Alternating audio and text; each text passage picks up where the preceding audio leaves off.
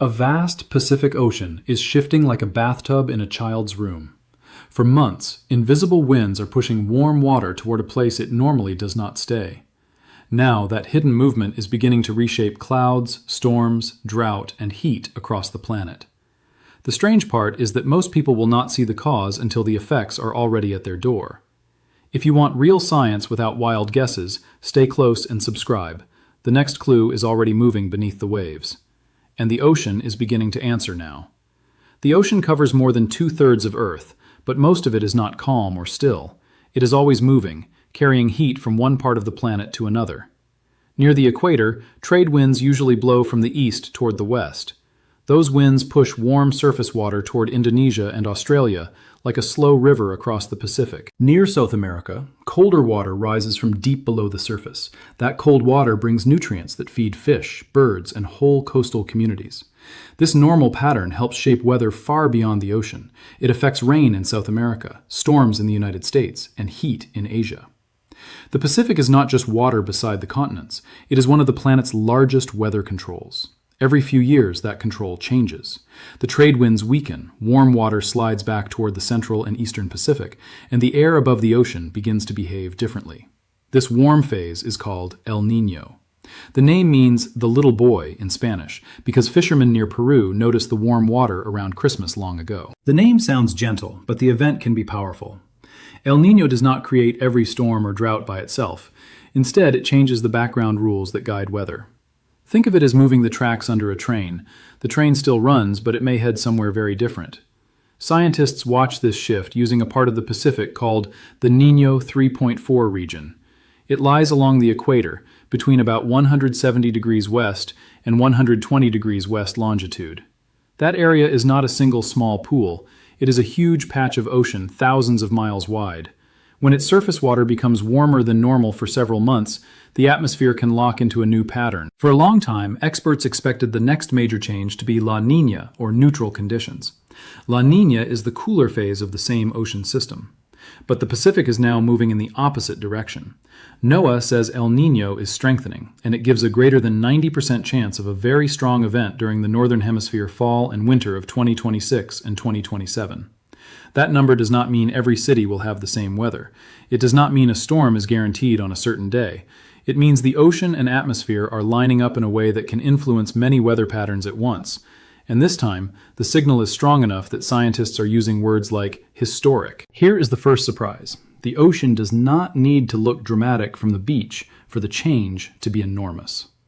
In July 2026, the Niño 3.4 temperature index reached plus 1.4 degrees Celsius.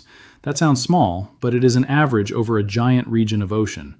A change of 1 degree across that much water means an enormous amount of stored heat. In the eastern Pacific, the signal was even larger. The Niño 3 region was plus 1.7 degrees Celsius, while the Niño 1+2 region near the coast of Ecuador and Peru reached plus 2.9 degrees. Imagine warming an ocean area larger than many countries by several degrees and keeping it warm for months. That is not a warm afternoon. It is a deep change in the machine that helps steer global weather. Scientists originally expected a slower and less certain build. Earlier forecasts from the European Center for Medium-Range Weather Forecasts suggested a moderate El Niño was likely, with the chance of a strong event still open. Some September forecasts ranged from about 1.7 to 3.3 degrees Celsius in the Niño 3.4 region. That wide spread showed how difficult it was to know the final strength. Then the observations began to narrow the story. The eastern Pacific warmed beyond what many people expected, and the atmosphere started responding. Rain became stronger over the central and eastern Pacific. At the same time, rainfall was suppressed over Indonesia, meaning clouds and storms were less active there than usual. The ocean was not simply getting warmer, it was changing the movement of air above it. Why does that gap matter? Because a forecast that says somewhat warm can lead people to expect small changes. But a very strong El Niño can shift storm tracks, heat zones, and rain belts over huge distances. The danger is not one giant wave sweeping around the world. The danger is millions of smaller choices made from an old weather map while the real map is changing. Did you expect a change of only 1 or 2 degrees in the ocean to affect weather across continents? Does that sound more powerful now?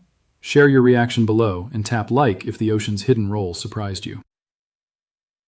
To understand the next clue, we have to look below the surface. The top layer of the ocean is only the skin of a much larger body. Under it, warm water can gather and travel quietly for weeks or months. Scientists call one important measure the thermocline. It is the boundary between warmer water above and colder water below. During a developing El Niño, that boundary becomes deeper in the eastern Pacific. The normal expectation is simple. If the trade winds weaken, warm water should spread back east, but the change may be limited to the surface. The atmosphere could still remain too stable to create a large event. That is why scientists measure not only the water they can see, but also the heat hidden below it. A surface photograph cannot reveal the whole story. The actual readings are far more intense. NOAA reports that subsurface temperature anomalies reached plus 10 degrees Celsius at depth. That does not mean the entire Pacific is 10 degrees hotter. It means a zone below the surface was much warmer than normal at a certain depth. Still, the number matters because that hidden heat can rise, spread, and keep the event alive when surface winds change. The ocean is acting like a battery. The surface is the part you can touch, but the stored energy below can power the system later. Once that heat moves upward, it warms the air above it. Warm air can hold more water vapor, and water vapor can feed clouds and storms. So the underground ocean signal becomes a sky signal. The next part is easy to miss. El Niño is not only about temperature, it is also about pressure, wind, and the position of rising air. Over warm water, air rises more easily, making clouds and heavy rain more likely. Where that rising air moves away, the air sinks, and dry weather becomes more likely. During July, NOAA recorded low-level westerly wind anomalies across the western to east-central equatorial Pacific. An anomaly simply means something is different from its normal average. These winds were blowing in a pattern that helped move warm water eastward. The upper-level winds also changed, forming a connected ocean and air system. The pieces were beginning to reinforce one another. Scientists originally hoped the atmosphere might break the pattern. Sometimes an ocean begins warming, but the winds fail to keep it going. The event fades before it becomes a major global influence. That is why El Niño forecasts are not based on one thermometer. They require the ocean, the air, rainfall, and pressure to agree. But the observations show that they are agreeing. The Southern Oscillation Index became strongly negative, with values near 2 standard deviations below normal in July. That is a statistical way of saying the pressure pattern was far from ordinary. It is like seeing several traffic lights turn green along the same road. Each clue makes the next movement more likely. Why is this important for ordinary people? Because the strongest effects often arrive far from the warm water. A family in California may never see the Pacific temperature reading. A farmer in southern Africa may never hear the phrase Southern Oscillation. Yet the changed air can still affect rain, heat, wildfire risk, and food prices. The cause can be invisible while the result is painfully clear. Would you have guessed that scientists can find a major weather shift by measuring pressure and deep ocean heat, not just clouds? Comment with the strongest clue so far. Subscribe if you want more clear science behind strange events. Now the pattern becomes more serious. The normal expectation for a strong El Niño is that its effects will be uneven. Some areas become wetter, some drier, and some warmer, but the exact result depends on the season and location. Experts warn that El Niño changes odds. It does not write a perfect weather script. Two places only a few hundred miles apart can feel very different effects. The first regions to watch are around the tropical Pacific. Rain usually follows the warmest water, so when the warm pool moves east, the main zone of rising air moves too. Indonesia and parts of Australia can become drier during classic El Niño conditions. Meanwhile, parts of Peru and Ecuador can receive more rain and flooding. The same ocean change can bring relief to one place and danger to another. Fisheries can also feel the shift. Normally, cold water rising near South America brings nutrients from the deep ocean. Those nutrients help tiny ocean plants grow, and those plants feed small animals and fish. When El Niño weakens the rising cold water, the food chain can change. Fishermen may find fewer fish near the coast, while warm water species appear in new areas. Here is the reveal that raises the stakes. NOAA's official outlook gives a 69% chance that the October through December 2026 season will produce a historic event. In that forecast, historic means a 3-month Niño index of at least plus 2.5 degrees Celsius, stronger than earlier El Niño events recorded since 1950. A 69% chance is not certainty, but it is much more than a casual possibility. Imagine a weather warning that says there is a 1 in 3 chance of no major shift, but a better than 2 in 3 chance of an event near the top of the record. That is the kind of risk planners must take seriously. They cannot wait for every detail to become certain. By then, rivers, farms, power systems, and emergency teams may already be under pressure. Still, one point must stay clear. A historic El Niño does not mean every record on Earth will break. It does not mean every country will become hotter or wetter. It means the global odds move away from normal in stronger ways. Some regions may face intense rain, others long dry spells, and others unusual warmth during the same season. This is where simple headlines can mislead. People often ask whether El Niño will cause a storm in their town. That is usually the wrong question. The better question is whether El Niño makes certain patterns more likely during a certain season. Weather is the daily roll of the dice. El Niño can load the dice, but it does not choose every roll. In the United States, the strongest links often appear during the colder months. A powerful jet stream can form across parts of the southern states, changing the path of storms. The southern half of the country may see more rain in some seasons, while the northern tier may have warmer conditions. The exact pattern depends on other systems, including the jet stream and local ocean temperatures. Experts originally expected these connections to follow familiar maps. Past El Niño events often guided seasonal outlooks. But a warming planet adds another layer. The air is already warmer than it was in earlier decades, and a warmer atmosphere can hold more moisture. That means the same El Niño pattern may now produce heavier rain when storms arrive. The actual danger is a combination. El Niño changes the pattern, while long-term warming changes the starting point. A storm that would once have produced ordinary rain can now find more water vapor available. A dry period can also begin, with soils and vegetation already stressed by heat. This does not make every event stronger in every location, but it can make the results harder to compare with old records. What do you think is harder for communities to prepare for? A very wet season, a very dry season, or a season that flips between both? Leave your answer in the comments. Let the like button show that you want weather science explained without hype. The normal expectation is that the atmosphere will respond slowly. After all, weather systems move from day to day, while ocean temperatures change over months. A person might look outside and see an ordinary sunny morning, yet thousands of miles away, a pressure pattern may already be nudging the jet stream. The impact arrives later, after the original cause is forgotten. The actual pattern can appear as a chain. Warm Pacific water supports rising air and tropical rain. That rain changes heat in the upper atmosphere. The altered heat creates waves that bend the jet stream. The bent jet stream then guides storms and cold air into new paths. One part of the chain may be weak, but several strong links can create a large shift. This is why weather forecasters use models with many possible futures. The European Center does not produce one magic answer months ahead. It runs many versions called ensemble members. Each version starts with slightly different conditions, and the spread shows how uncertain the future is. When many versions point in the same direction, confidence rises. When they scatter, caution is needed. Earlier in 2026, ECMWF warned that the forecast could range widely. September Niño 3.4 predictions from its model members ran from about 1.7 to 3.3 degrees Celsius. That is a large difference between a moderate event and something close to record strength. The center also pointed to the spring predictability barrier, a time from March through May when tropical Pacific changes are harder to forecast. The reason is not that scientists stop watching. It is that the ocean and atmosphere can behave in less predictable ways during that part of the year. Small differences in wind or water can grow into larger differences later.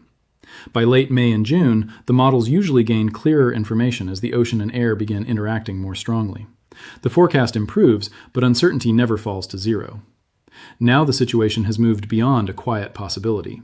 NOAA's August discussion describes a strengthening system with a greater than 90% chance of a very strong El Niño in the fall and winter. That does not erase local uncertainty, but it does change the question from "could this happen?" to "how should we prepare if the strong version continues?" This shift in wording matters. A forecast is not a promise, but it is also not a rumor. When multiple observations point the same way, ignoring them becomes its own kind of gamble. Emergency planners can review flood routes. Farmers can study water plans. Families can learn what heat, flood, or wildfire warnings mean before those warnings arrive. The most remembered detail is still ahead. El Niño can also affect the number and path of tropical storms, but not in one simple way everywhere. Warm water fuels storms, yet changing winds can tear storms apart. In the Atlantic, strong El Niño conditions often increase wind shear, which can make it harder for hurricanes to grow. In the eastern and central Pacific, the same event can support more activity. So the expected answer is not more hurricanes everywhere. The actual answer depends on the ocean basin, wind direction, and season. A warmer ocean may provide fuel, while strong upper winds remove the storm's shape. This is another reason the word shift is better than the word disaster. The system is being rearranged, not pushed toward one single outcome. What would you check first if your region's normal weather pattern changed for several months? Tell us what you would choose. Follow along by subscribing for the next update. The story becomes even more complicated when we look at the planet's long-term warming. El Niño is a natural cycle. It has happened for thousands of years. Human activity did not create the cycle. But burning coal, oil, and gas has raised the amount of heat trapped in the atmosphere. That means a natural ocean shift now works inside a warmer world. The usual expectation is based on history. Scientists compare a new El Niño with events from the past and look for similar rain and temperature patterns. This is useful because the atmosphere still follows many old rules. But the background numbers have moved.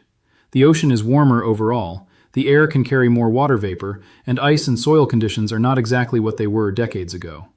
The actual result may be a different kind of familiar. The map may show a known El Niño pattern, but the heat around it can raise the intensity of some impacts. A wet storm can drop more rain in a short time. A dry region can lose moisture faster during heat. A strong event can also push global average temperatures higher for a time because warm ocean heat reaches the air. This is why the year 2026 matters beyond one season. A strong El Niño may add a temporary boost to global temperatures after several months. That does not mean the natural cycle causes the long-term warming trend. It means the cycle can temporarily stack extra heat on top of an already warm baseline. When two forces point in the same direction, records become easier to challenge. One recent scientific estimate gives 2026 a possible chance of becoming the warmest year on record, but estimates can change as new data arrives. No careful scientist can know the final global average in advance. The important point is not a dramatic ranking.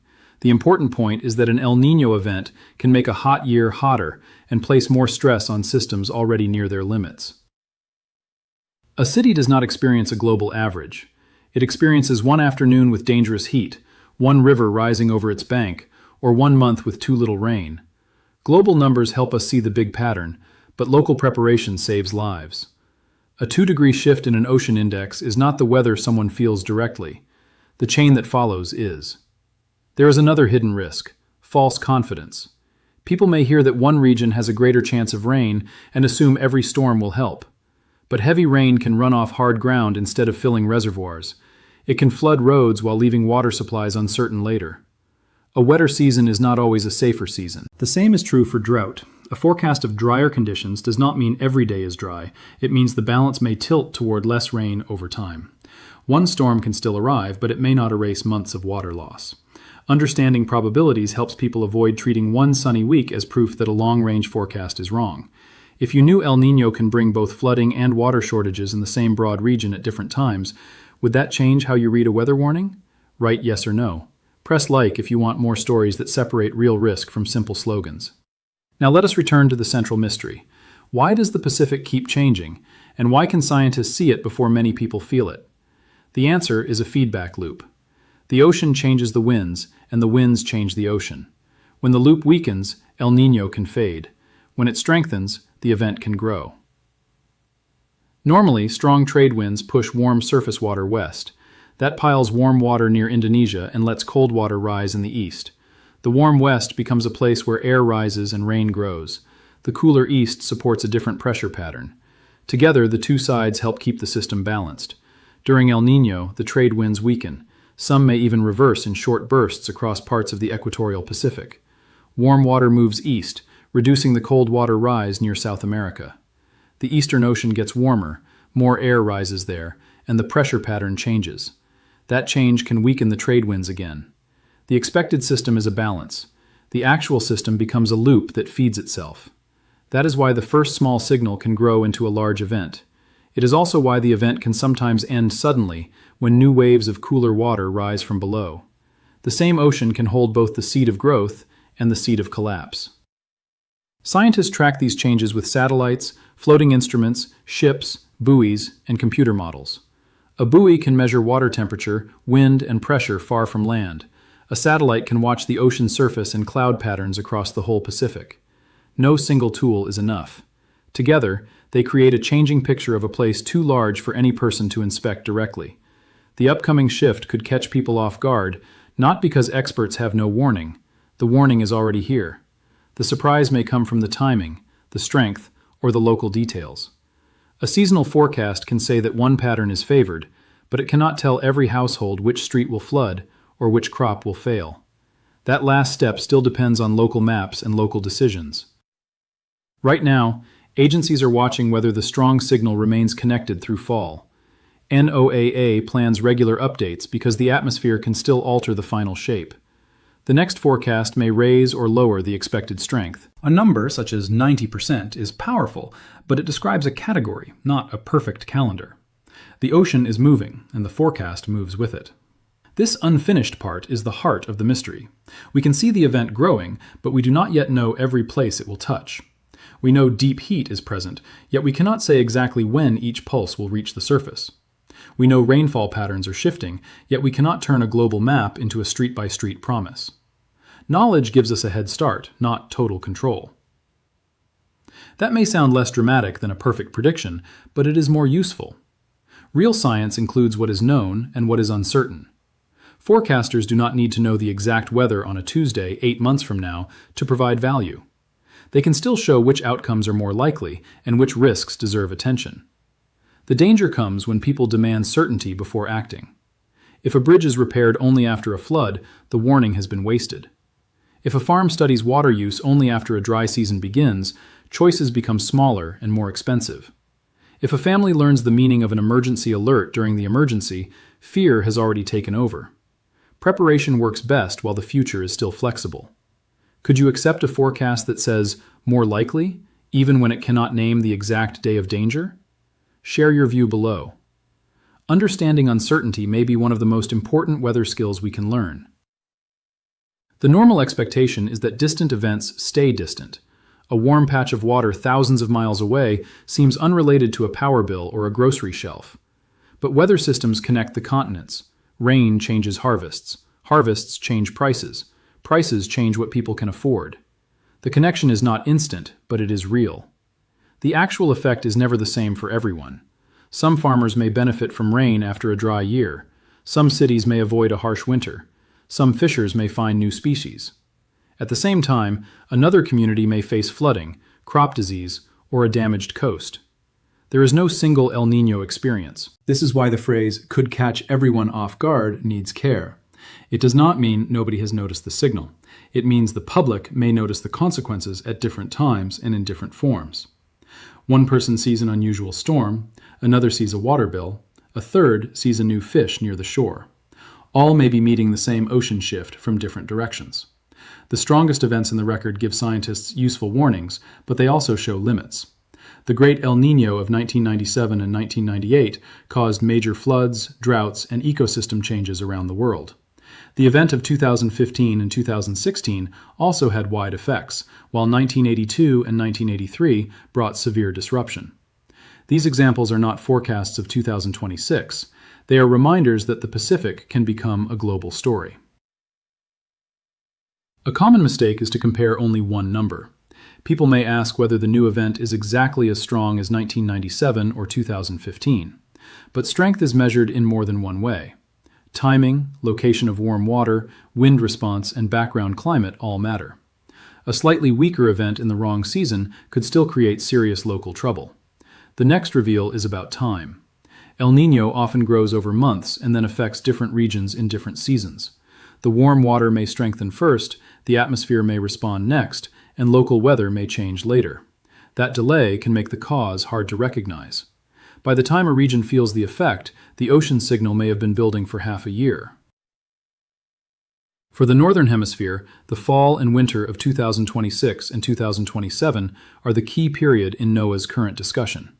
The October through December season carries the 69% historic event chance. That places the strongest concern in the months ahead, not in some distant century. Yet even then, the timing of each impact will vary by region. This is where the future becomes present. People are already making decisions about planting, travel, water storage, construction, and emergency budgets. A forecast can guide those decisions even when it cannot guarantee the outcome. The question is not whether fear should control us. The question is whether information can help us choose better while we still have time. What choice would matter most where you live before a possible strong El Niño? Saving water, checking flood routes, preparing for heat, or learning about local alerts?